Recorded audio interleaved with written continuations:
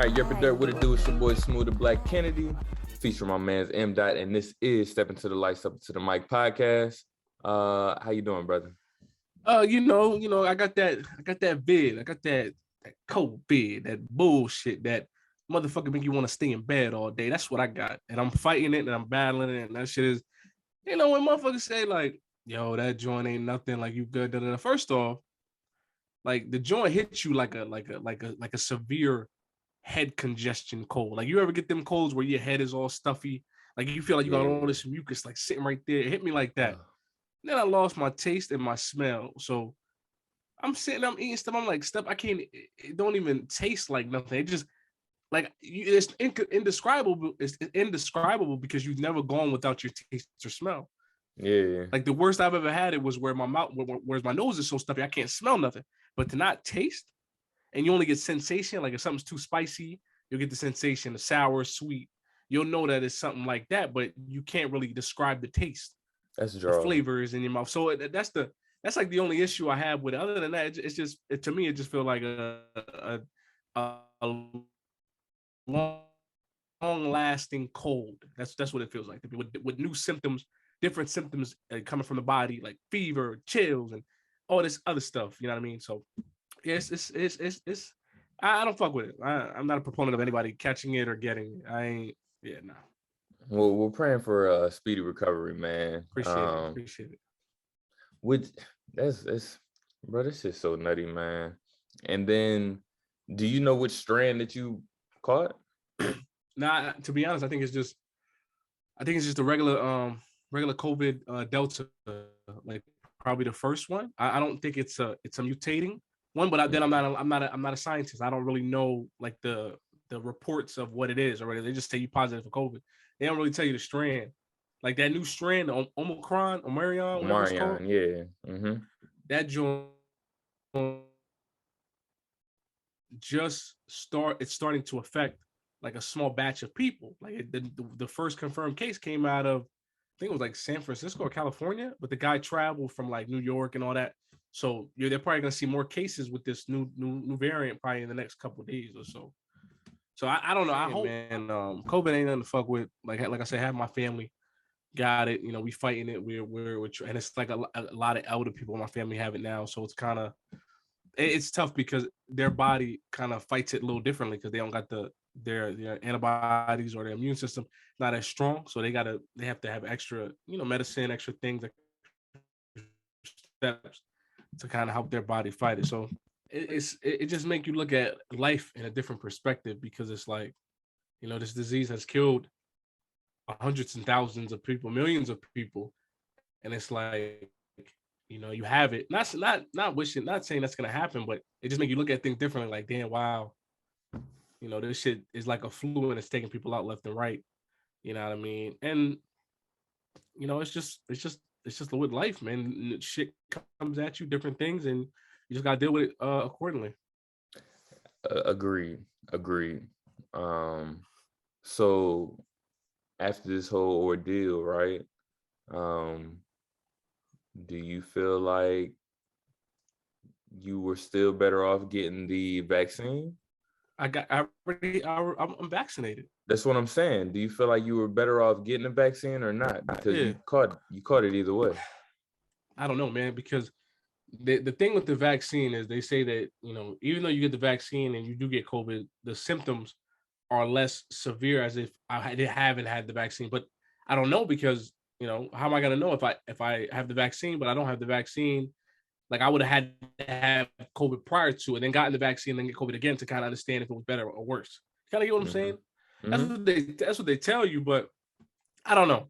I don't wish, you know, people listening, viewers watching, get the vaccine if you want to get the vaccine. Do your research, you can get it. If you don't want the vaccine, don't get the vaccine, but just take the necessary precautions. Like I know me, after I'm done with this little stint of COVID, I'm taking vitamins every day. I'm exercising every day. I'm drinking a lot of water every day. Like I have to make those changes in my life because I cannot continue to move the way I'm moving and getting sick like this. Like it's just you have to make a change. You know what I mean? Because if you have those type of symptoms, or onset conditions of like high blood pressure, obesity, all those different type of things, the virus can affect you a lot more than somebody that's straight up healthy, that doesn't have any of those preconceived notions, preconceived health conditions. So you gotta make change. Well, very well put, brother. Yeah, very well put. Appreciate that. They didn't put you in a goddamn vaccine ad or some shit, man. Because I mean, like I said, it's pro-choice. Like, if people want to get it, get it. If you don't want to get it, don't get it. Just be smart about it. If you want to go outside, put a mask on, wear gloves, sanitize. keep your ass in the house. Or stay in the house. But just don't. I'm gonna say this: don't allow this sickness to cause you to not live a normal life. Because people die every day, man. They say people die every day, B. So it's like, you just continue to do what you do. So let me ask you this, right? Do you think that the government will go into another shutdown with this new variant? Nah. Nah. Do you think another shutdown will come? Not in the States. Oh, you think overseas first? Yeah, but not in the States. The States is ran by money. It's a capitalist environment. People have to eat. People have to make money. That's the last thing that they want. And all these other states, like Florida, for example, when they were like, fuck no, we're not closing, we're not shutting anything down. Yeah, you're gonna have other states like that too. It's messing up the economy. So yeah, I don't think so. But we'll see. Who knows, bro? Who knows? What you think? I think the way the media is portraying it, like I was watching MSNBC, which is like a more of a liberal Democrat, news channel. Like, they're just automatically red banners, warning signs, all this stuff's already being flagged on their channel. Let's talk about the new variant and new COVID cases. So they're back on to ramping this up again. Mm-hmm. So I don't know. I think it's just the power of influence. Is this going to be something where the media over exaggerates to a point where you go into the grocery store again, boom, the toilet paper's gone, baby food's gone, diapers are gone, people are stockpiling again. Are they doing that again? Is this happening? Like, is the media going to do this again, where they're going to force people to spend a lot of money in a short period of time, probably life savings, to stockpile on things, and then nothing happens, or we do go into a shutdown? Like, I think it all depends on the influence and like how many people actually do get COVID again. You get what I'm saying? Mm-hmm. Because I'm gonna be honest with you, I thought I was never gonna catch COVID. I'm gonna be honest with you. I thought I was good. I didn't get COVID in the beginning. I was around a lot of people that had got it, didn't get it. I'm like, all right, cool. Then I get it, and I'm vaccinated. Now I'm like, well, fuck. Like, it's not a win-win here. It's a lose-lose. I put something in my body that I'm sure as shit not even 100% okay with what I did. I'm still a little hesitant on how I did it, but I did it because, job and, with the new baby and everything like that, you take those into consideration. But I'm still like, well, damn, like, I still am able. I'm still getting the virus. I'm still getting sick. I'm still losing. There's no winning. There's no winning here for me. I haven't won yet with this virus, with this damn vaccine. Well, you still have your life. You're still healthy in a sense. So, yeah, that's a win. But yeah, you still contracted the virus with a vaccine that the government told you would help with, alleviate the symptoms or whatever the case may be with the vaccine. So hold on, let me ask you this, right?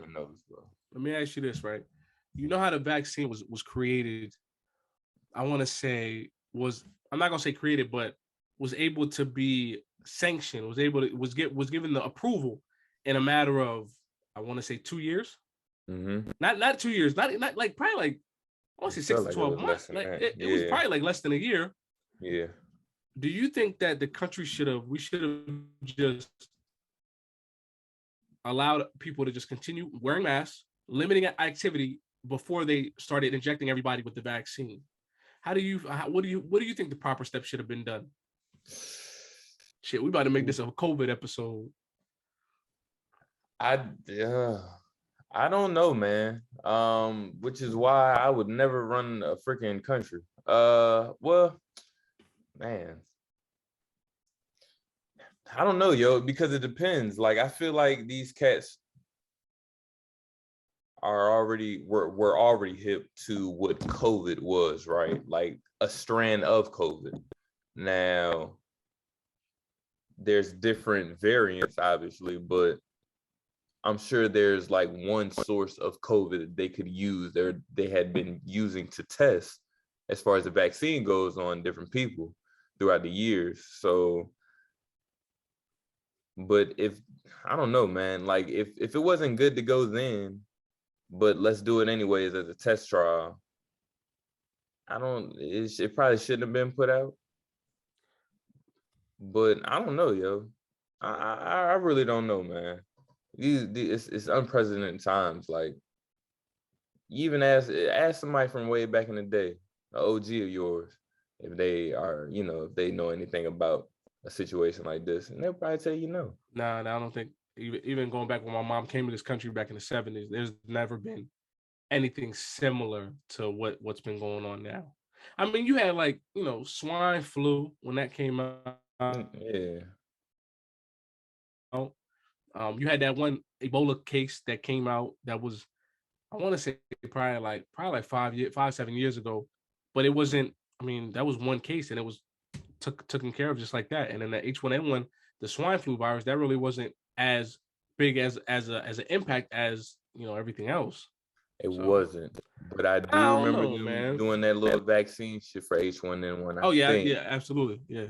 And I probably shouldn't laugh at that, but do you remember seeing this article about this lady who said she got a vaccine from that shit, and whenever she would walk forward, that chick, she lied, bro. She lied. Was that a rumor? Yeah, the chick. I think I know what you're talking about. The chick, she got the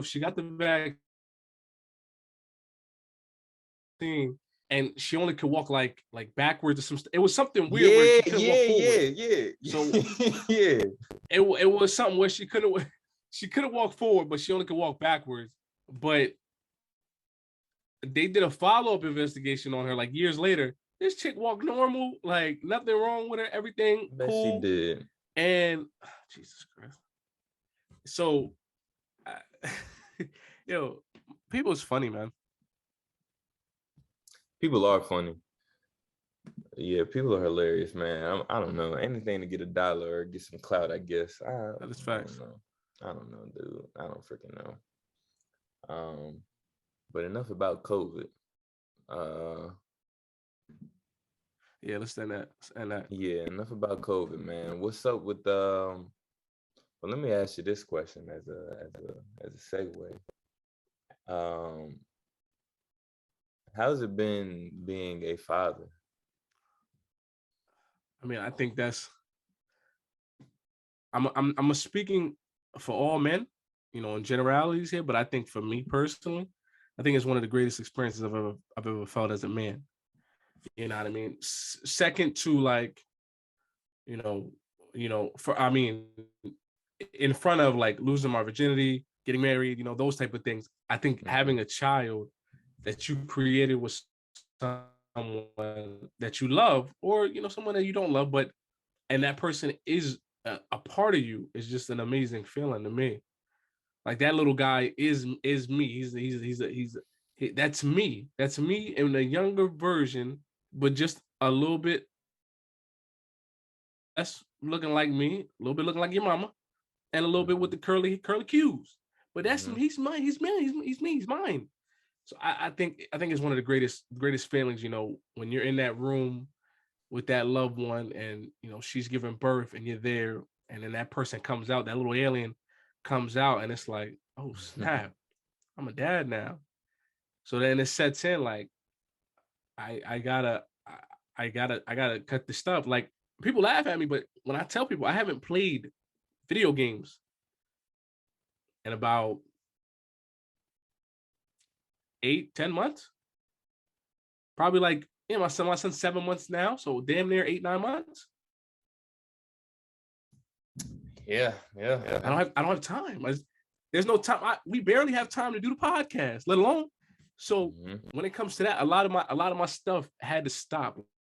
Like going out with the guys had to cease. Not cease, but had to not be as frequent as it was. And it wasn't even that frequent, but just in my situation, it wasn't as plentiful. Like I didn't, there was no time to go out and then still have energy to deal with the baby or give all the responsibility to my wife. It just wasn't happening. And then for me personally, I'll share this story. Like me, when my wife gave birth and then we was in the hospital for like 2-3 days, whatever, after the baby was born, got home, I had anxiety. Like it was hard for me because it was something like, you got to care for this human now, this child, and you have to do everything 100% correct.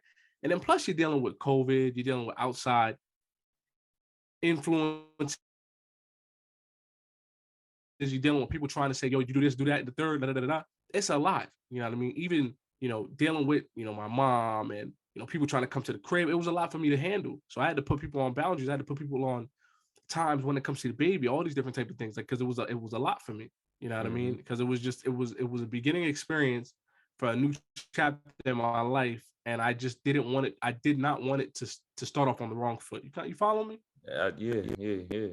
So, I know I'm going on a tangent here, but to me, all this kind of falls in line with just being a new dad. And I'm still learning every day, man. Like it's just, I don't have all the answers. You know what I mean? My wife don't got all the answers. We both new to this thing. She ain't got no other kids that's outside this marriage. Yeah. So it's always, a learning thing. It's always something new going on. It's always a new patience being developed, a new skill being developed. He's always doing something new. Like now this dude don't want you to hold him no more. He's always rolling around, get off me, rolling around, doing all this crazy stuff. You cannot you can't take your eyes off him because he'll fuck around and try to crawl off the couch and fall and hit his head. He got a big head like his daddy, so he got equilibrium problems. So if his head go forward, that body don't try to play him like that, brother. I don't think it's that daggone big, but I understand that body going forward. So it's a lot, bro. It's a lot, and I think once especially as a Black man, like you have to start early imparting positivity and good vibes to your child, because you already know when he grows up, those good vibes and that positivity is not always going to come from the outside world. You know what I mean? That love and all that, I got to give it to him now. I got to do things differently than what my dad did. I got to give the love now. My dad was a little bit different when it came to, raising us and everything. Like he did what he did. He was a man's man. Like he went to work, gave you money when you needed money, allowed my mom to handle like the majority of the paying the bills and everything like that. But he did his thing with working and everything like that. He didn't really show you like, I love you. I didn't get to see that side of my father until, God rest his soul. But, when he was battling, cancer and things like that, that's when my father started opening up to me, because I was always there with him. We come home after school, we watch wrestling, we talk, we communicate more, we do a lot more things differently. You know what I mean? He'll tell me like, "Yo, I love you." You know what I mean? And those are the memories that I cherish. You know what I mean? With my dad, and then now I have to impart that on little MJ. The good things that my father taught me, I have to use those and impart that on him, because we gotta continue the generation of positive Black men continuing to grow and excel. My dad was he came to this country as an immigrant. He was a janitor. He was a hardworking dude. He was a blue collar guy. Now now it's me. I'm law enforcement. I work. I got graduate degrees and everything. Now my son, I have to see you eclipse me. I got to see you go above what I've done. It don't even got to be educational route. You can go be a millionaire. You can go be a world-class athlete, but you have to do better than what I've done. Like there's no lowering the boundary here. You have to do better than me. Like that's how I look at it. Like I tell my wife all the time, like I'm gonna push my son to a point where he's enjoying it. When he stops enjoying it, I'm not gonna push you no more. Mm-hmm. When you stop enjoying something, why would I push you to do something you don't like doing? My parents never forced me to do something I never done. I'm not gonna do that to you. I'm gonna push you until you like it. And then you come to me and say, Dad, I want to do this again. Can we go do that again? Can we go do this again? Okay, cool. Let's go do that in the third. But until you look at me and you say, yo, I hate this thing, man. I don't want to do it anymore. I ain't gonna push you. I ain't gonna force you to do it. Mm-hmm. So, but go ahead, keep the questions firing. I love them. That's real, man. God damn. Bro. Cause like, I don't think it's, too many. Well, nah, I mean, I know some black fathers, but like, you don't never really hear Half our group chat. Exactly. So, but I say that to say, right, like, I don't think we've never actually really sat around and like asked what fatherhood was like. You know what I'm saying? Nah, like the pros and cons of being a dad, and like growing up, or with you growing up, what lifestyle, or what, not lifestyle, but what qualities or traits from your father do you plan on passing on to your son, type questions. You know what I'm saying? Like, we've never actually really done that, and it's I'm actually glad that I was able to hear your response, because I genuinely never knew. Like, that was a real question. No script shit. Like, that's facts. That's facts. And it's just, I say that to say this, man. Like I wish, like I always say this all the time. I wish, my dad was still in this earth. He's in heaven now, because that's my belief, and what I believe. He's in heaven now. He's with God now. I wish I had more time with him to kind of try to understand, like, Pop, what do I do when I have a kid? I was 18 when my father passed. I'm not thinking about these type of important questions. Not thinking like I only had a little bit of time with this man on this earth. I wish that my mindset was different. I wish I was able to ask him those questions. I was just enjoying time with my dad and getting close with him. I didn't think about those type of things. So when my son gets to when my son gets to that age, I want him to ask me a bunch of questions. I'm not necessarily saying I want to be an open book, but I definitely want my son to absorb all the knowledge that I'm trying to give to him or trying to pass on to him. You know what I mean? And I try to look at it as from my dad, when you talked about qualities, the qualities that I want to instill to my son, that my father instilled to me, was hard working. You know what I mean? Always work, always take care of your family. That's number one. Always take care of your family. Hard work, respectful, social, and then just, try to do what you can to excel in life. Mm-hmm. Whatever that may be. You know what I mean? My father, he was a Haitian immigrant man. He came to this country, hijacked a cruise liner, came to this country and lived and did what he had to do. I mean, had two beautiful kids with me, and with my mom, and here we are now. But I want to instill those qualities into my son, any way possible, shape, form I can. Yeah. But it's just a matter of when he gets to that age, is he going to be receptive to it? Because when the kids get to a certain age, it's only as much as you can tell them, because they'll do whatever they want. The same as we did. Absolutely. You know what I mean? So but which I'm glad. I'm glad that we, bumped our heads on the way up, because how's she gonna learn?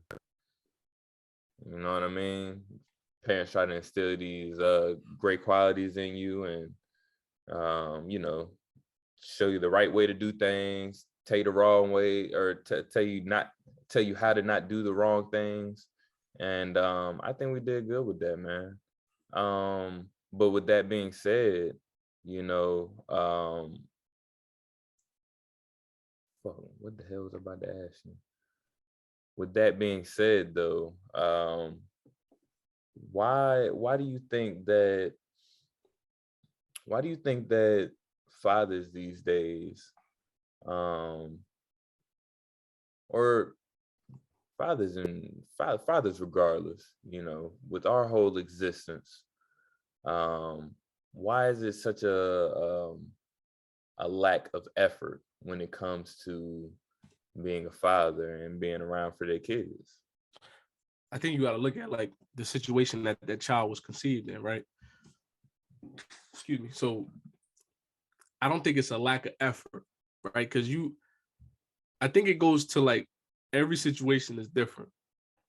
So if a dude is with a chick and that's just, that's his fifth, sixth baby mom. Mm-hmm. How much he got 5 other kids. How much effort do you think he's gonna be able to give to that other child being born? Those are the real life situations that women come across all the time. They deal with men that have multiple kids by multiple different women. Let's face the facts are the facts. Yeah. So I don't necessarily mean it's a lack of trying because we really don't know with these type of men. Sometimes, they're giving child support. You know what I mean? Mm-hmm. Their child support legally means that you don't have to have interaction with the child if you don't want to. You're paying child support. I have a coworker now that has a ex-husband that's paying child support on his daughter. He don't have interaction with her. He just pay child support. If you want to have interaction, he'll hit her up like, "Hey, how you doing?" But it's nothing, and she doesn't force that relationship. So, mm-hmm. I mean, I don't know who to say is at fault in that situation. All right, now this is the question that I wanted to ask. How important do you think it is for you to be in your child's life? Oh my, it's sacred. It's not even, the importance level is above 1,000,000% because it's all about representation, right? So if I was to walk out and never return to my wife or my child again, what is my child going to learn about being a man? Who's going to learn that from? Who's going to teach him these things? So it's all about, are you willing to just sacrifice your son's learning to be a better man for your selfish desires or your lack of taking responsibility? Because that's all it comes down to. Let's be honest. It's about taking that responsibility. You know what I mean? Just like in the movie Fences, right?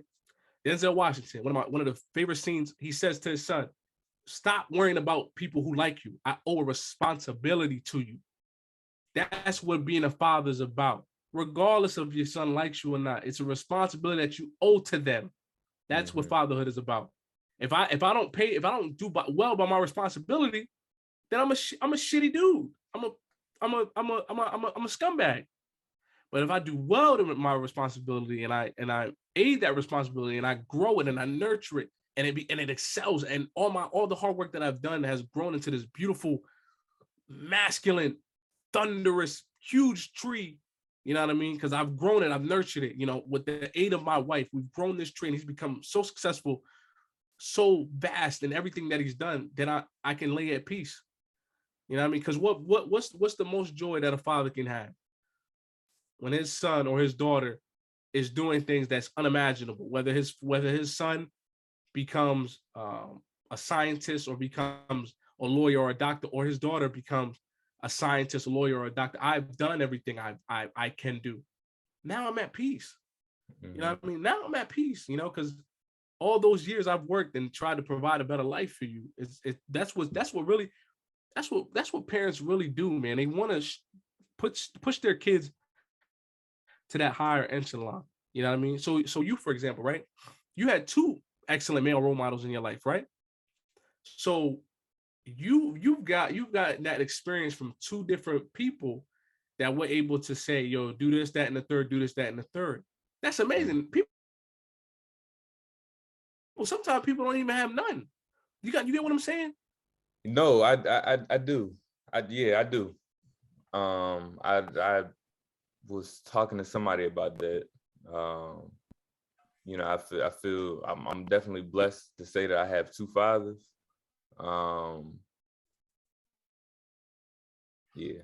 But continue. So I think with that, man, with it's all about the responsibility, man. It's that responsibility that you owe to that child, and how you utilize it, how you accept the responsibility. That's on you as a man. That's you. That's what kind of separates you from being a man or being a chump. You know what I mean? Are you gonna just forget about that responsibility and just be selfish, or are you gonna take that responsibility and say, all right, I'm gonna do what I have to do? Because right in life right now, what's the confusing thing is gender roles, right? Mm-hmm. Men, they're not teaching men how to be men, and not teaching women how to be women. So if a man has a responsibility to a woman, but in society it's taught that don't matter, roles are different, you can do whatever you want, then how is a man supposed to know how to be a man if we can't even tell him how to be a man? We can't even tell men how to be men now, because what is he classified as? Toxic masculinity. Let me tell you something, man. Toxic masculinity is one of those new age terms that is just garbage, because even if every man has struggles, right? That's known. You know what I mean? But majority of men, we don't open up about those things because we've always been taught to be, conservative and hold our feelings in. That's what a man does, right? Toxic masculinity to me is continuing to try to do certain things when you don't have aid or don't have the proper tools to do them. So if you're trying to raise a child, but you don't have a support system, you don't have this, that, and the third, and you continue to do it on your own way, that to me, you're driving that toxic nature into that child, because you're just doing things unlearned. You're not doing anything. The way they're talking about toxic masculinity is when you teach a man how to be a man, and that's toxic masculinity. I don't even understand how that makes sense. I think toxic masculinity is used to describe the ill side, quote unquote, of being a man, right? Like not showing emotion. Not showing emotion. Shit, what else? I mean, honestly, I think that might just really be it. Toxic masculinity, like having toxic male traits. So hold on, let me pull the definition up, right? Toxic masculinity is a narrow and repressive description of manhood, designating manhood as defined by violence, sex status, and aggression. It also says that toxic masculinity refers to traditional cultural masculine norms that can be harmful to men, women, and society overall. The concept of toxic masculinity does not condemn men or male attributes, but rather emphasizes the harmful effects of conformity to certain traditional masculine ideals. So that, to me, with that definition, it refers to, if you're going to teach traditional male roles, don't allow the negatives to influence those roles, I guess. I mean, I don't know. I think if I'm going to teach my son how to be a man, right, I am going to teach him that, if you have feelings, it's okay to express them to me, your mother, you know what I mean? But when you get older, you know what I mean? Don't express your feelings to every woman that you meet or this, that, and the third, because it's not going to allow you to attract a beautiful woman that you want. Because if you start expressing your feelings to every woman that walks your way, they're going to look at you as a chump. And that is just factual. I mean, women, and it gets crazy because women always say they want a sensitive man, but when you be too sensitive, they're like, this guy's a simp. Like, so, like, it's like, what do you want? Like, you can't have your cake and eat it too. You either want that man to be a man, or you want him to be a sensitive. You have to pick your battles. So I don't know. I don't know. Interesting take. So let me ask you this. Smoove. You asked me a lot of questions, right? What about you, man? When you and your beautiful lady decide to have a child one of these days, right? How are you gonna teach it? What are you gonna teach your son? I'm gonna teach my son to take care of his family and his responsibilities. Because at the end of the day, that's all you're gonna have. It's family. And the the responsibilities that come with having a family, being a man of the house. Especially for me, because I didn't grow up with my biological father. And I think that's one of the things that I've always kind of, well, it took me a while to understand, but always was, wanted that. I've always longed for a relationship with my father, like how a traditional family, has one, right? Like, biological father, biological mother, me, you know what I'm saying? Right. But obviously that didn't happen. But I was still also blessed to have a male role model, my other father. I don't do that stepfather shit. That is my dad. Let him know. Yeah, nah, that's my pops for real. And that's somebody else who I admire, because he didn't have to. Like the definition of a man to me is him. He came into my life when I was, I don't know, like maybe 3 or 4 years old, and took over. Like, you ask Pop for everything, and it's cool. But that's one of the things that I want to teach my son. If I am blessed with a son or kid, period, right? I want to just teach them how important family is, and having that strong family foundation, I feel like can make your kids turn your kids into better people.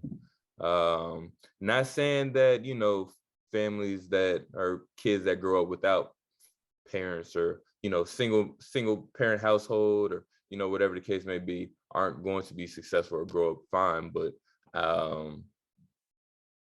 that's just my personal opinion. I mean, I also had another father too, but still, like, I don't know, man. I just want to teach him that family is going to be important. Taking care of your responsibilities, and shit, man. What else, yo? Man, try to love and treat everybody with respect. You treat people with respect, man. That same energy is reciprocated. Absolutely. Let me ask you this question, right? Because I've been pondering it for the past. While I'm listening to you, right? I've been pondering this question. So let me ask you this, right? If your son got a girl pregnant, I want to say probably 18, 19, would you tell him, like, yo, you got to marry that woman? Or would you say, yo, just take care of your responsibility? What would you say to him? Definitely tell my son to handle take care of his responsibilities. As far as moving forward with the mother of your child now, you don't have to rush off and get married. Let whatever relationship that y'all have happen organically.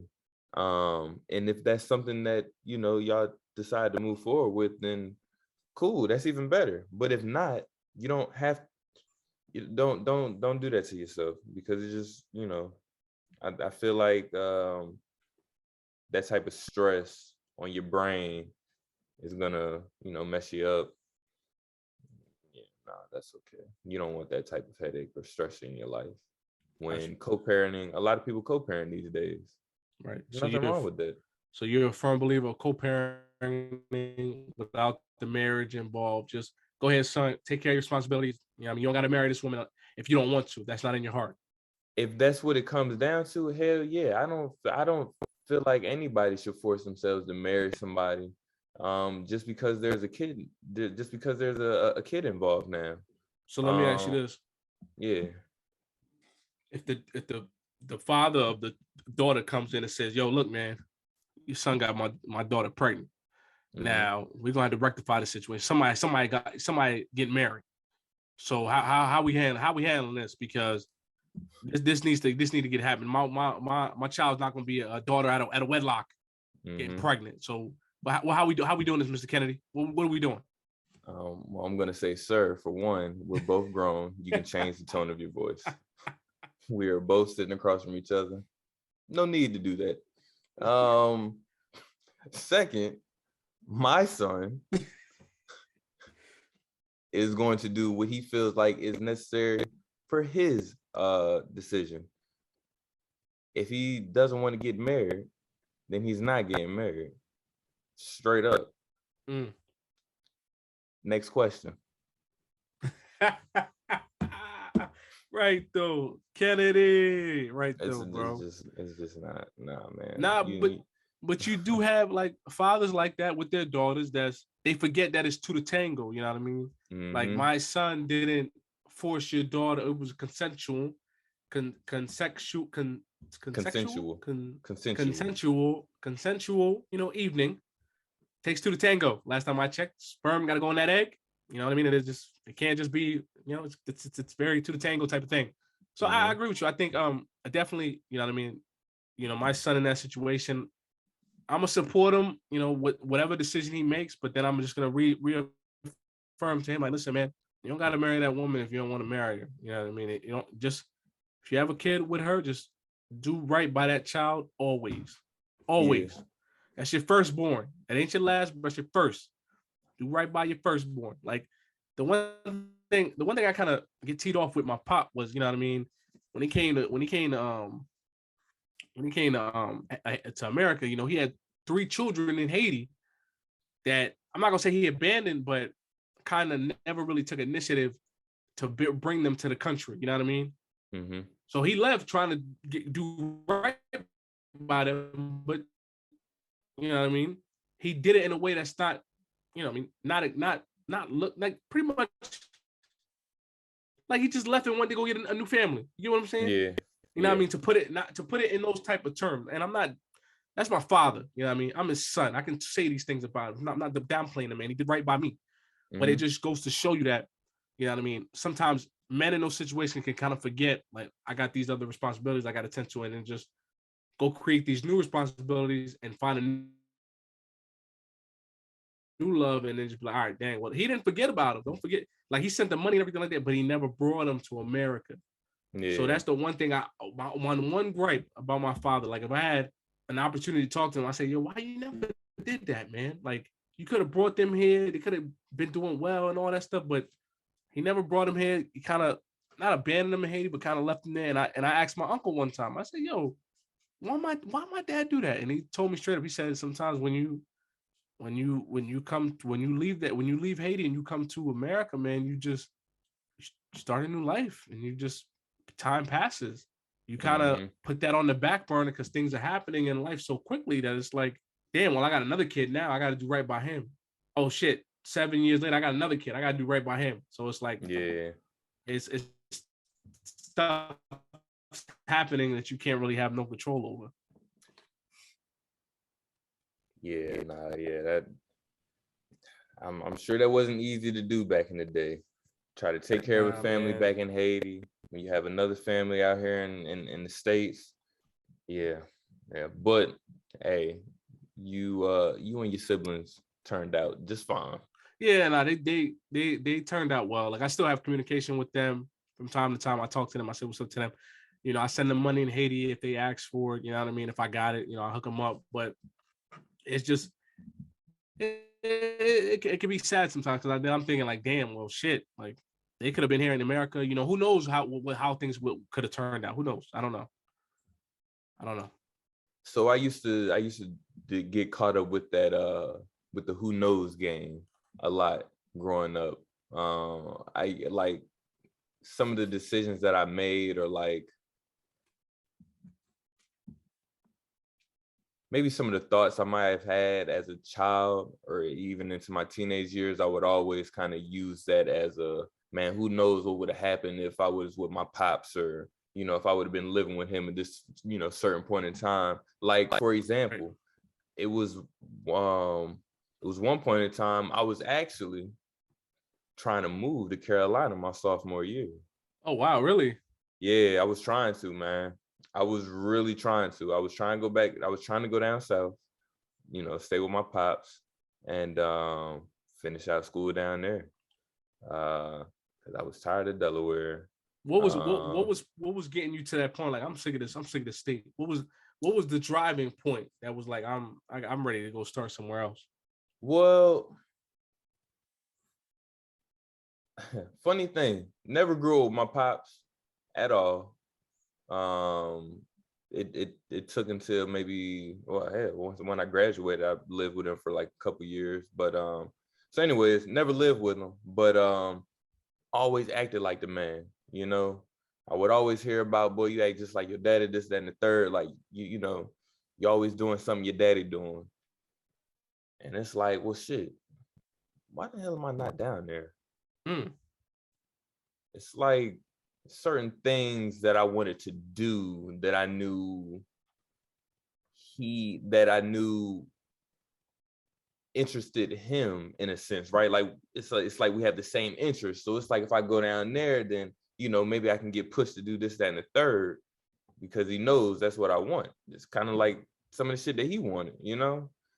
Obviously that never happened, but you know, for a while, like I said, you know, I was always playing that, you know, what could have happened, or, you know, but it still bothers me to this day on how that played out in a sense. But which is probably another reason why whenever I do have kids, I plan on being in their life no matter what.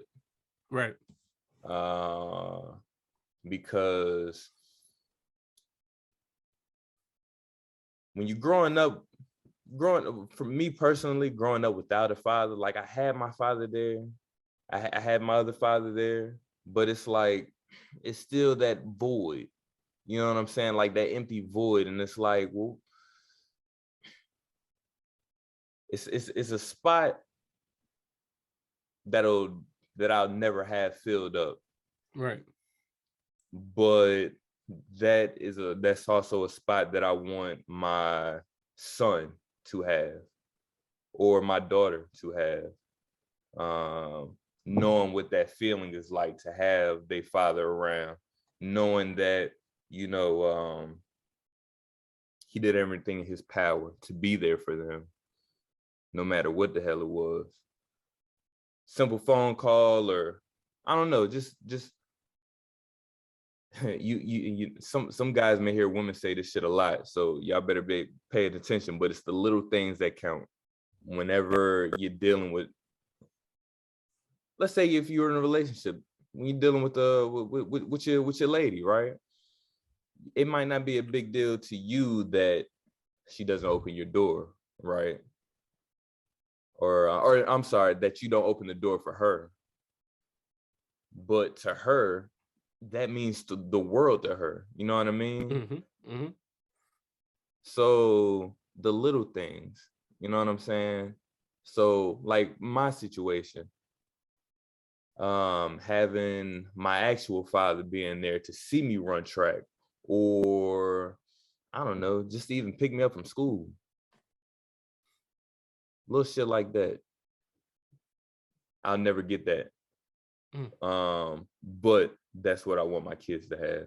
I don't know how the hell we got there to what we're talking about now. Nah, that's deep. But that's deep though, bro. That's deep. And I think it can, a lot in the audience, you know, I mean, a lot of people deal with that, with the fathers taking that type of role where it's like, it's not 100% active, but they in your life. You know they're there. If you call them for something, they got you, but they're not there on cue. You kind of follow what I'm saying? Right. I think a lot of people have dads like that.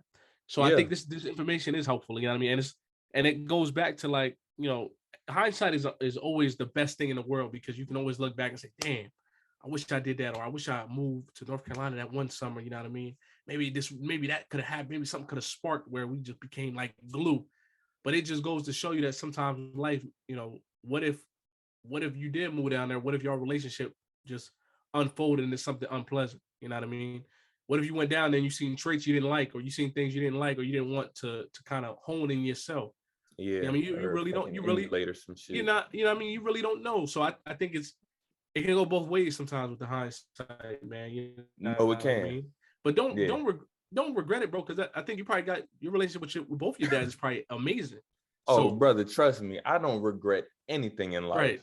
Anything. I'm super thankful the way the way the cards have been dealt for me.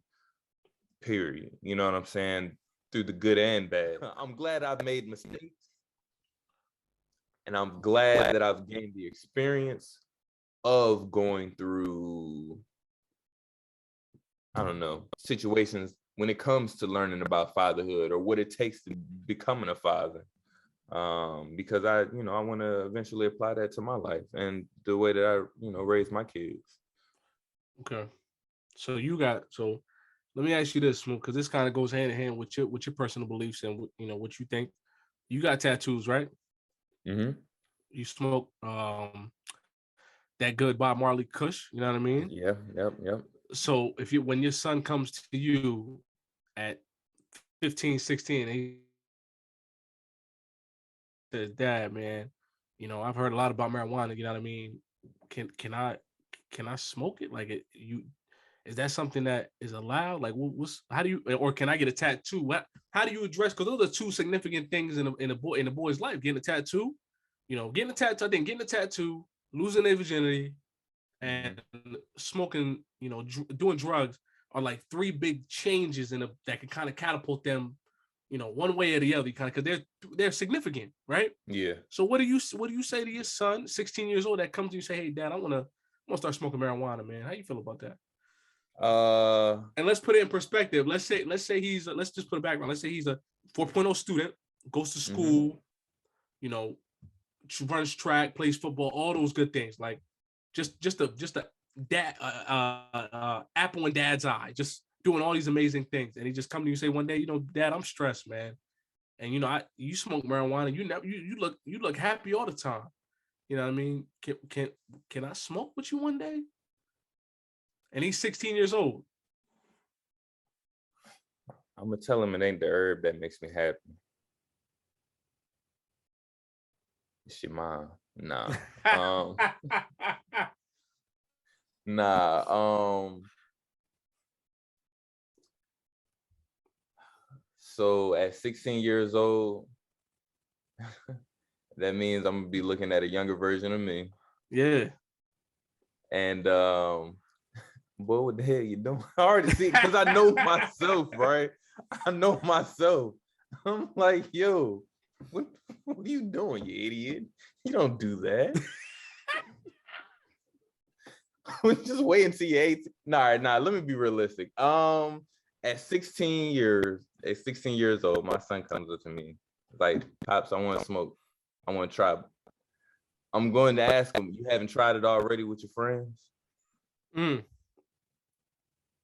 Now, what if he say nah? What if he say nah, Pop? I want to try it with you. Like, I want to experience it. First time with you. Ooh, slow your roll, because you're not grown yet. Wait until when you're of age to where you can legally smoke. Then we'll cross that bridge when we get there. Okay. Yeah, we'll cross that bridge when we get there. But I don't want to see you doing it. I don't even want to hear about you doing it. What? No, listen. This is why. I don't want to hear about it. I don't want to see about it until you're 18 years old. Because in my house, well, you said he got good grades. Yeah, let's just so put it in perspective, right? When you was in high school, right? What was your grades? Like, they was decent, right? Like you was a C plus B student, right? Yeah, I made it through. Shout out to William Penn. You know what I mean? So let's say he's like, listen, P. Let's say he's just like you, right? But he's doing track, he's doing basketball, he's doing all the sports you did, right? And he just come to you one day like, "Pop, I'm stressed, man. You know what I mean? I want to smoke weed with you." All right, don't get caught up in it. It's cool to enjoy yourself here and there. Don't get caught up with it. Don't lose your focus. Remember what's important. Remember what comes first. Work hard, play harder later. Don't play too goddamn hard. You have a 4.0, great. You're doing your thing in sports, great. You don't have any kids, great. You hit the herb here and there, whatever. I don't want to see it, but if that's something that you're doing, just be safe. Whatever. But the one last thing, by the time I have kids and they're of age, like they're 16, 17 years old, I think that things like bud, or I don't even think kids really drink like that these days, but I think when it comes to bud, it's going to be different. Like, it's going to be so easily accessible. It's like nobody wants to smoke anymore. It's like, okay, whatever. I see my dad smoke all the time. Now I don't even really think I want to smoke like that. It's whatever. I honestly think that's what's going to happen. Because, yeah, I'm going to be one of those fathers where I'm probably going to be smoking, but not nothing crazy. But yeah, but he's good. My son, when he gets of age, he's going to know what that stuff is. But yeah, that's how I feel. So now what about the tattoo? If he come to you 16, say he probably want to get tattooed. I don't have a problem with the tattoos. Okay. Honestly. And again, that's something else that's getting weeded out at a young age. Like, nobody really cares about tats no more. Like, the whole stigma back in the day was, you get tattoos, you're not gonna get a job, you're gonna be a failure. Da, da, da, da. Bro, the most professional people in the world right now are tatted, and they have they're making money. These are people that we see. I seen a 14-year-old boy with a face tattoo. See, now I don't know about that. That's drawing. That was, I think, 15. Like, he was under like 17, 16. This was when I worked at one of the juvenile centers. You know what I mean? He was a young boy. He wasn't the old cat. Like, he was, let's just say he was under the age of 18. Let's just say that. Yeah. But come on, that's still 18 years old. You get a face tattoo. Like, dang, brother, that's irreversible. Yeah, that starts at home. All right, so let's switch it. Let's switch it to some more serious topic. Let's say your son is 14 years old and he come to you, you say, "Pop, talk to me about sex." Mm-hmm. What you gonna tell him?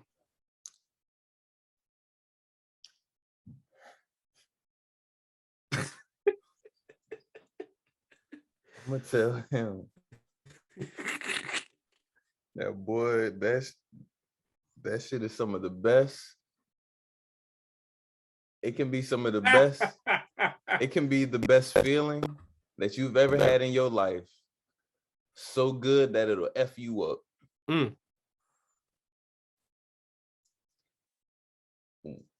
Think with the head that's on your shoulders. And not between your legs. You mess up, my son ain't gonna be no sucker out here in these streets. I think you know that.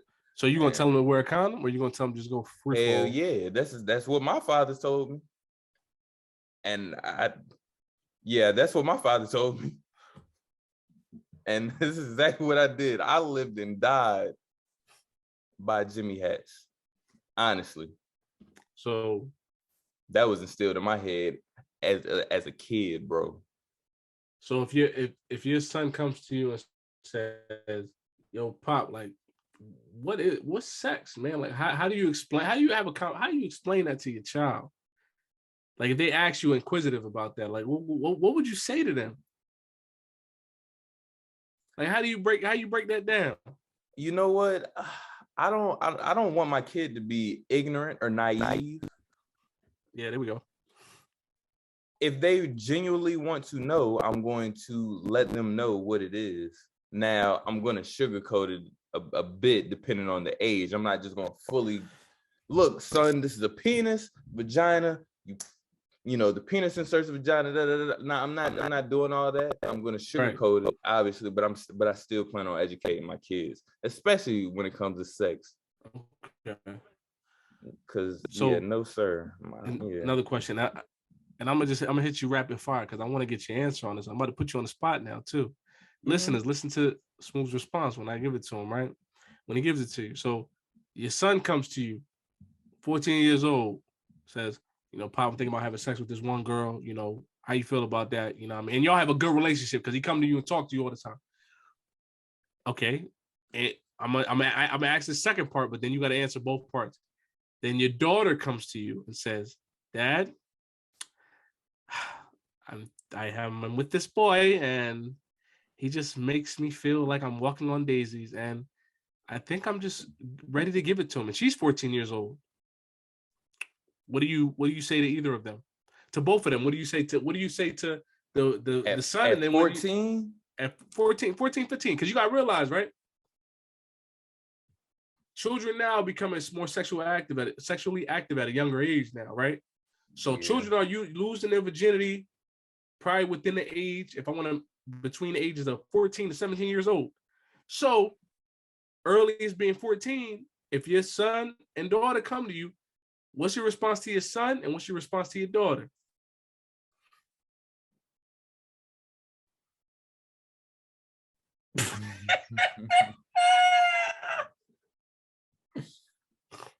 Oh man, I don't want my babies having sex at all, bro. Okay, then that'd be your response. Just tell them like, nah, like, what's your 14, response? What's your response, at 14, bro? Give your response, bro. That's drawing, yo. Like, nah, son, both of y'all, nah, y'all are still children. Y'all are still babies. No, it's no. Because you gotta look at it, right? We grew up with fellow people, that lost their virginity at those young ages. You know what I'm saying? No, you're right. So we know cats that got that was doing that at that young age. You know what I mean? So it kind of, I'm just saying, like, I'm putting in perspective because I'm a father. This is the conversation that I'm waiting to have within the next 12 to 15 years or whatever with my son. You know what I mean? So I'm getting prepared. This is all knowledge I'm accumulating, getting prepared. So I want to see people's different perspectives and their responses.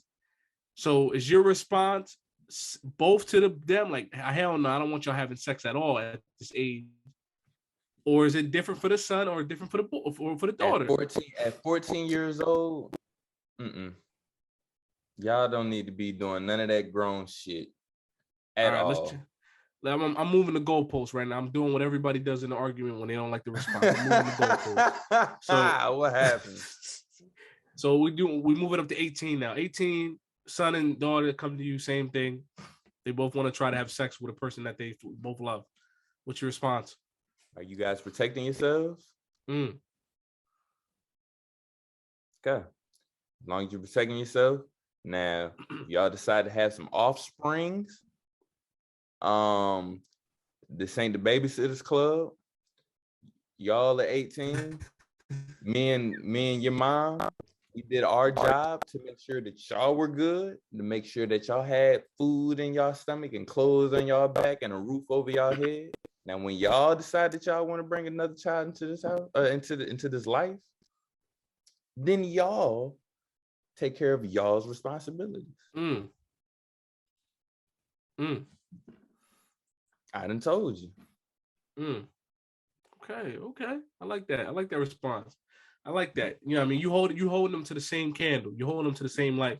You're not treating them differently. You hold them to the same light. I like that. I like that because it took some convincing though. I'm not gonna lie to you. Because I did have what's the word I'm looking for? Double standard. I had a double standard look on that. Yeah. Of course we're gonna celebrate for our son, right? Quote unquote celebrate. Man, my boy, that boy done got him some cutting now. But you all right with me, boy. You all right. He walking a little different. He walking a little different. You know what I'm saying? Boy, nuts to finally drop. Boy, you all right. Right. You your daddy child. Now, if it was a daughter, ma'am, this is you. Where'd you get this from? Your mom?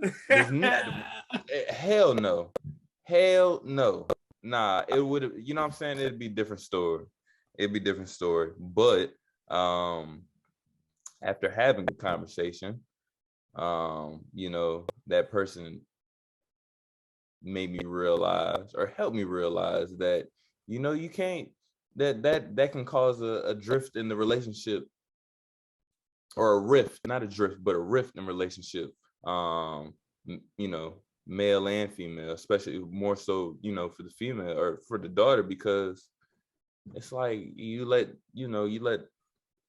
whoever do it when they was 18. Why the heck I can't do that? That's not right. And then that's resentment and all. Nah, I don't want that. I don't want that amongst my kids. I want to be fair all around. Nah, I agree with you. And I think it's crazy because we live in a sexist world. World's sexist, regardless. We can talk about equality all we want, but it's sexist. Men get treated differently, women get treated differently. We're never going to get treated the same. And I think it's just, Like I like how you answered that question. And I like how you put it. Even me, I think in that situation, I might go the same route, which like, are y'all both protecting yourselves or y'all practicing safe sex? If y'all doing that, go ahead and do what you need to do. Because when I was 18 years old, my mom and them ain't talk to me about no goddamn sex. I ain't know nothing about no damn sex. What I got taught was in high school and education and the sex class. But I think that needs to change. You have to have the conversation with your children at home before they even get inquisitive about it, because let them know now early, like, yo, this is what can happen. It's an experience, blah blah blah, and then allow them to do self-discovery on their own. You follow me? You know what I mean? Because if you just say it's bad, it's this, that, and the third, they're gonna go find out for themselves. It's like when people say marijuana was bad. Sure as shit went to go smoke it to find out for myself. Right. So, and I'm glad you said that. That's why I feel like I don't think my kids would hit me with that type of question. Right. About smoking. Because it's not going to be one of those things like that. Like, smoking's bad. Like, as human beings, I don't know why, but we always seem to be attracted to bad shit. But whenever people tell us something's good, it's like, man, I don't want that shit. Yo, and that I'm about to segue that into what you just said, right? Because this goes into, when you're raising a daughter, and hopefully I have a daughter one day. I can't wait for the day, because I'm gonna spoil that child rotten. I'm spoiling MJ right now. If I have a daughter, I told my wife yesterday, I said, she's gonna get all my love. You're not gonna get any of it. She's getting it all. And my wife was like, I can't even have a little. No, it's going to my daughter. All of it. Yeah, all of it. Every drop. All right, so let's move on, right? So we're still talking about fatherhood and parenting and everything like that. And I love the conversation. So let's move into corporal punishment. So are you gonna live by that, or is that something that you're like, that's old, that's old traditional stuff? I'm not. What did you call it?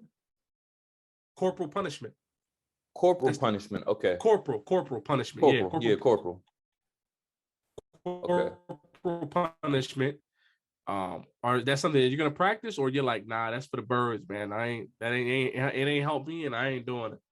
So for the folks in the back that don't like raising their hand, corporal punishment, you mean, is like the traditional getting your ass whooped, right? Yeah.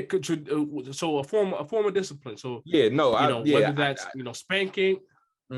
Yeah, spanking. Type of negative reinforcement. Switch. Let's put it that all way. That. Yeah. The traditional black way of discipline.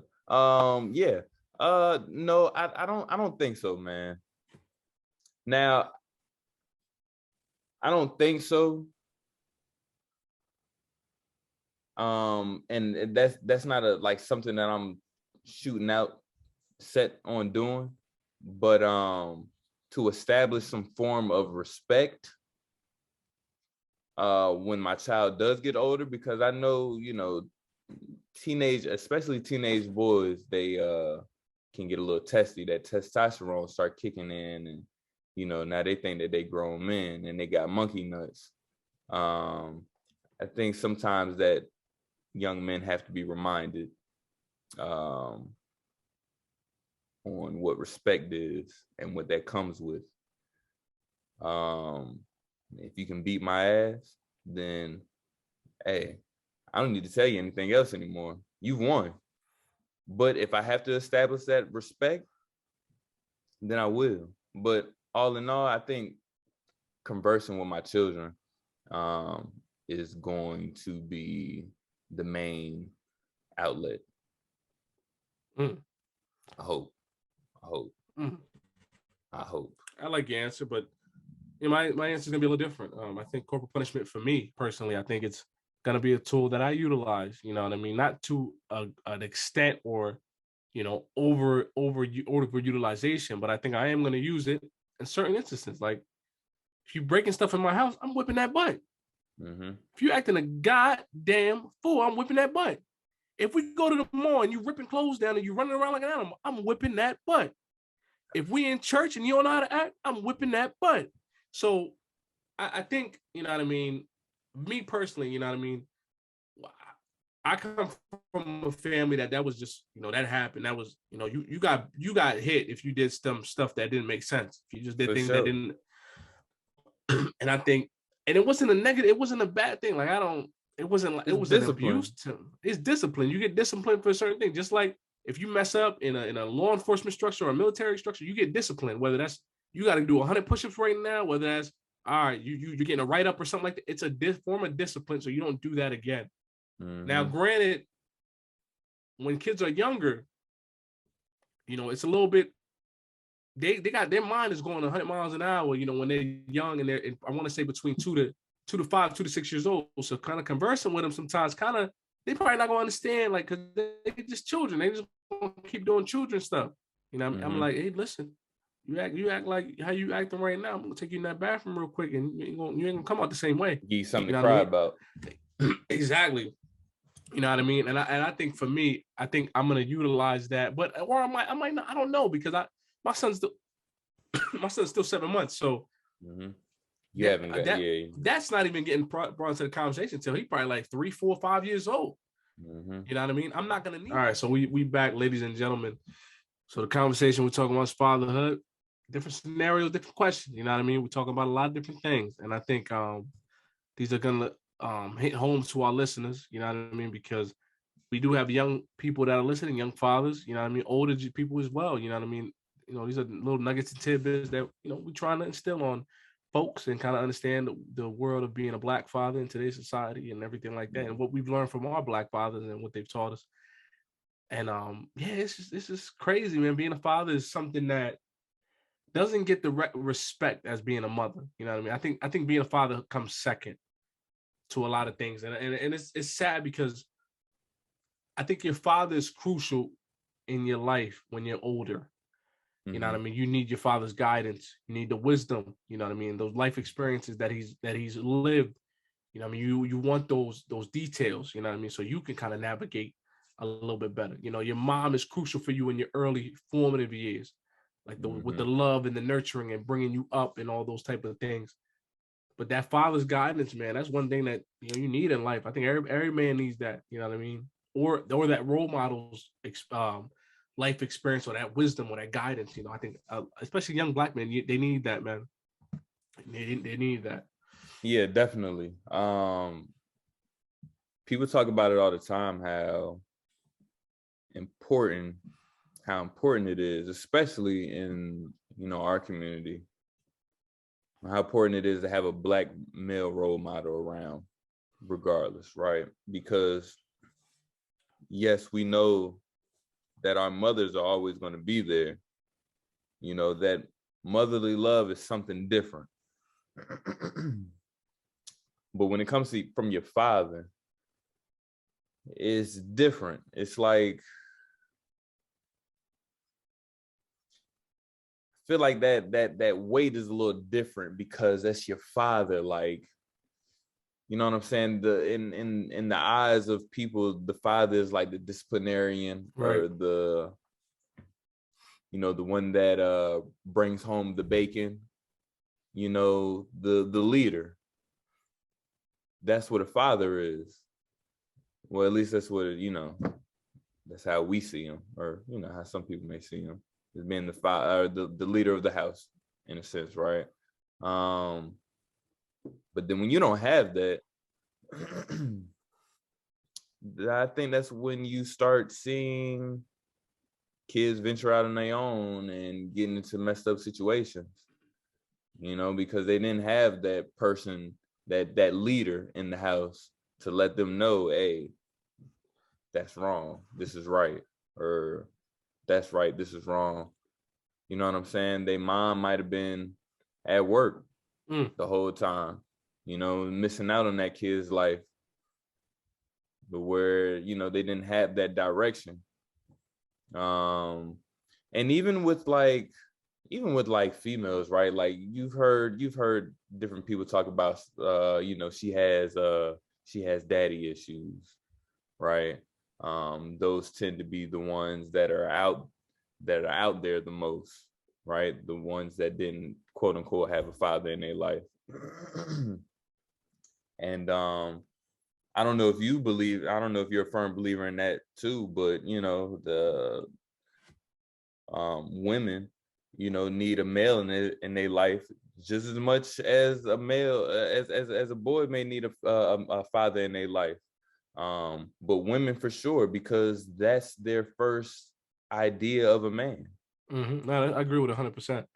I think the father is essential in a child's life, because a father has to, like we talked about, has to give that discipline, has to be that ground level person to let you know, like, nah, that ain't cool. You're not supposed to be doing that. You know what I mean? Your daughter comes to you and say, hey, I want to start stripping. The father's gonna say, no, you're not doing that. That's not something we're allowing in this house. Mm-hmm. You know what I mean? Or want to be in that type of work, entertainment industry, that type of stuff. You know what I mean? The father's the one that says, that's not a good look for you at this moment. Let's not do that. I think the father is definitely a critical role in any child's life. And I think we gotta hold fathers up to that same esteem as we do the mothers. For sure. They don't get the recognition that they deserve, man. Like, think about it, right? Let's look at it. Mother's Day comes, mothers get loved and just, all this love and gifts, and it's one of the most important holidays. What do we get fathers on Father's Day? Freaking tie, card. You know what I mean? You're not taking your father out for brunch, mimosas. Mm-hmm. You know what I mean? None of that. So I think it just shows you in society, like, fathers are not held to that same. And I think it just goes back to, like, okay, mothers, they give birth and everything like that, but the father, you know what I mean? Like I said, it's that discipline. It's that those years of, growth and growing and trying to figure out life. The father is there to kind of put the boundaries on it and put a stop to foolishness. Mm-hmm. And say, yo, you're not doing this. You're too smart for that. You're too good for that. This dude right here is not for you. Because like you said, in a daughter's life, their father is that man, that first man in their life, that first ideal of how a man's supposed to treat them, right? Mm-hmm. So if you never have a father that treats you any type of way, then how you gonna know how a man's supposed to be treating you? Mm-hmm. So yeah, I mean, I agree with you, man. I think a father needs to be in a daughter and a son's life. Yeah, like man. it has to happen. It has to be there. Yeah, ain't no way around it. No. Golly, boy, I just hope and pray that whenever I do have kids, man, that we have the healthiest relationship that a parent can have with their child. Right. I hope and pray that, me and their mom or are a model of what they, a model of something that they want, for their future selves. You know what I mean? Having a family, them seeing what loyalty is like, and having a healthy conversation between a man and a woman, where it doesn't involve yelling or fighting, cursing each other out, none of that stuff.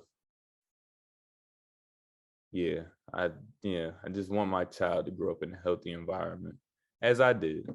You know Right. what I mean? Yeah, that's all I really want, man. No, I agree with you. I think that's important. to have that environment where it's healthy and loving and caring and nurturing for a child, for that development, so they know, what's right, what's wrong, what's good, what's bad, what to do, what not to do. And I think that is crucial, what I mean, to today's society, because let me be honest with you, man, I don't know what's going on in this world today. You know what I mean? There's so many things that I see that is just like, Lord help us, man, because it's so wrong what's going on now, man. Like, it's just sad, man. Like, sad. Like, it's just not how it needs to be. And I think, whether it's, the new defining roles, whether it's society, whether it's culture that's allowing us to be this way, I have no idea. But all I can do is just give the tools that I can to my son, so he can be allowed to grow and grow into the man that I can see him to be. And then that's it, man. Like, that's all I can do in this world, man. I can't do anything else about anybody else. I can just do what I need to do for my family. Mm-hmm. Everybody else gonna move on their own wavelength, but I can kind of aid my son to move on a wavelength that I see that might be the best path for him. For sure. Because while he is under your roof, you can definitely dictate the way that he moves. Oh, absolutely. Yeah. Once he get old enough, 18, 20 years old, like, bro, you can do whatever you want, bro. Go ahead and live your life how you want to live. You know what I mean? But when you're under my roof, you're gonna do as I say, when I say, how I say. You know what I mean? That's it, man. You play by them rules, ain't nobody gonna get hurt. Mm-hmm. Just like I tell them dudes, on probation, look, man, you follow the way I set things, we ain't gonna have no issue. But when you go outside the boundary that I've set, or the conditions that have been set for you, that's when you go back to prison. Mm-hmm. I'm be honest with you. Like, that's literally it. Follow the rules, man. And that's all it really takes. Just structure. Follow, like you said, follow the guidelines that are bestowed upon you. Mm-hmm. You step out of line, that's your ass. Exactly. It's clear it's clear and cut. Man, it's a lot. And I think fatherhood, like, I'm experiencing it now as a new father, young father, and it's a beautiful experience. It's very challenging. It has a lot of, I still got a lot of growing to do, got a lot of learning to do, but it's a changing environment, so to say. So everything's always new, everything's always different, and I'm just thankful that I'm in a position to have a beautiful son that's growing, that's healthy, and that's teaching me new things every day. For sure. Nah, that's cool, man. Yeah, you are definitely you and a couple of the other fellas have set this the standard of fatherhood, and I plan on reaching that. Definitely. Yeah, just give me a couple years. I can't wait. Yeah, I can't wait. All right, so ladies and gentlemen, we back on the topic of Black fatherhood, and then we're gonna tie it in. We'll probably talk about one current event, and then we're gonna tie it in. We're gonna leave it with this. I'm gonna ask Smoove one question, and then I'll give my answer on it. So, Smoove, what's 3 things that you learned from your fathers that you still carry with you today in life? 3 things that I've learned from my fathers that I carry with me to this day. Okay, one of them, I'll never forget this expression. I don't necessarily need it now, but I lived by it for a very long time. Women come in shapes, sizes, and disguises. Bro, he told me that when I was like, I don't know, 5, 6 years old, bro. And he would just constantly just always drop that quote on me as I was growing up. So if you understand what that means, then I don't think I need to explain what that statement means. But so that's that. Second thing,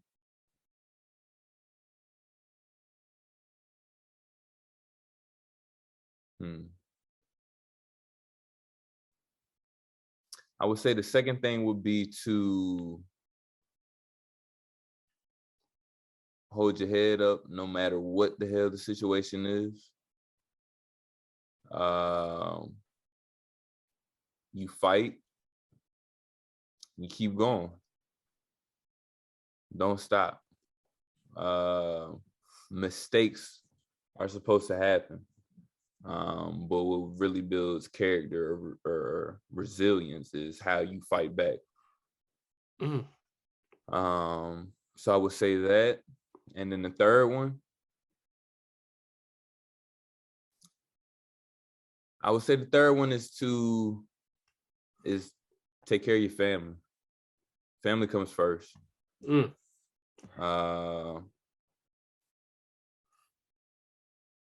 Family comes first, and making the right sacrifices to ensure that your family is good. Now that's that last part is more of a culmination of things, right? But essentially that's what I've learned. So that's my 3. You? I think my 3 for my father is just, always work hard. Take care of you. Always work hard, number 1. Take care of your family. And number 3, enjoy the little pleasures of life. So my father's little pleasures were, going to the casino, drinking on the weekends, enjoy those little pleasures, those little moments. You know what I mean? Always don't take those for granted, so those are my 3 things that I still, take with me today, and I continue to honor him by, utilizing those 3 things as I grow and progress through this journey of life. So yeah, man. But let me hit you with this current event. So let's speak on trying to think right now.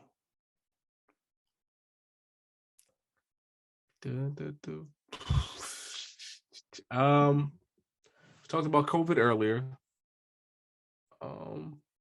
Well, fuck it. We don't gotta talk about. I'm about to say we really don't have to do a current event. Yeah, we talked about COVID earlier, so we gonna end it. We gonna end it. Smoove, any last words? My final thought for the night would be parents, fathers particularly. Love yours, man. Love yours. Congratulations on being a father. And continue to do the right thing, because you do have somebody that's watching you. Absolutely, all the time. You know what I'm saying? So it's just I'm gonna use this to talk to my future self, Mr. Kennedy. When that day comes, you make sure that you stick to your values and the feelings that you missed as a child. Make sure that you make sure that your kid gets a chance to experience that for himself. Yeah, that's dope. That's dope. Yeah. I think my last words for the show is just, if you're gonna be a father, take care of the responsibility that you owe them. You owe that child, whether son or daughter. Take care of your responsibility. Teach them the values that you've learned, and teach them how to grow and progress and do things to eclipse you in life. That's my only thing. That's my takeaways in regards to the show. My last words. So this has been another beautiful episode of Step Into the Light, Step Into the Mic. You got your boys M Dot and Smoove signing off. Be safe. Take care of yourself. Peace and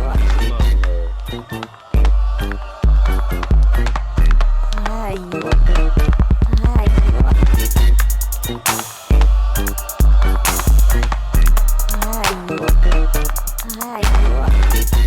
Peace.